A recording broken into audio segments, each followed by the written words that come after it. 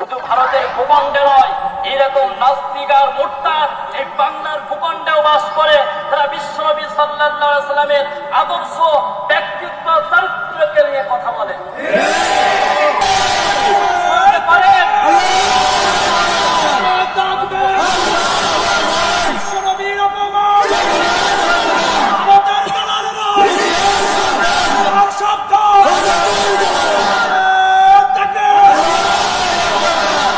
সরকারকে বলতে চাই, বাবার বিরুদ্ধে যদি কেউ কথা বলে, আপনি তাকে দেশে এনে বিচার করেছেন কোনো সমস্যা নাই। দেশের বিরুদ্ধে কথা বলেছেন, বিচার করেছেন, কোনো সমস্যা নাই। আপনি যদি মুসলিম হয়ে দাবি করেন, মুসলমান হয়ে থাকেন, এই মুসলিমদের ভূখণ্ডে যারা ইসলামের বিরুদ্ধে, আলেমের বিরুদ্ধে, মুসলমানদের বিরুদ্ধে যারাই কথা বলবে তাদেরকে ফাঁসির কাস্টে ঝোলাবে। মুসলিমদের বিরুদ্ধে কথা বললে আপনার মুখ থেকে একটা কথাও শুনতে পায় না জাতি, অথচ আপনি নাকি তাহাজ্জুদ পড়েন। কিসের তাহাজ্জুদ পড়েন? তাহাজ্জুদ যারা করবে ইসলামকে অপমান সাহায্য করতে।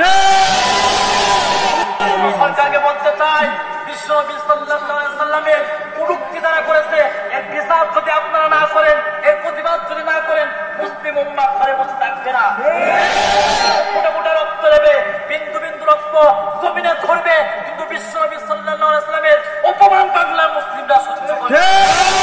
এর বিচার একদিন বাংলার জমিনের মানুষেরা একের পর এক নেবে, এক ইঞ্চি জমিন ছাড়া হবে না।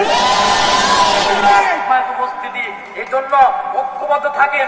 আগামী বাংলাদেশ ইসলামের বাংলাদেশ, ইসলামের পৃথিবী, ইমাম মাহদী আলাইহিস সালামের পৃথিবী, আলেম ওলামার পৃথিবী, পৃথিবী হতে পারে না।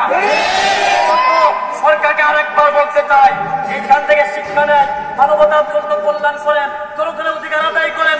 জনগণের অধিকার যদি আদায় না করেন, এই দেশকে থেকে যেমন পাকিস্তানকে আমরা বিদায় করেছি, আপনাদেরকে বিদায় করতে এক মিনিটও সময় লাগবে না। কথা বলেছি, আল্লাহ পাক আমিন। আমিন।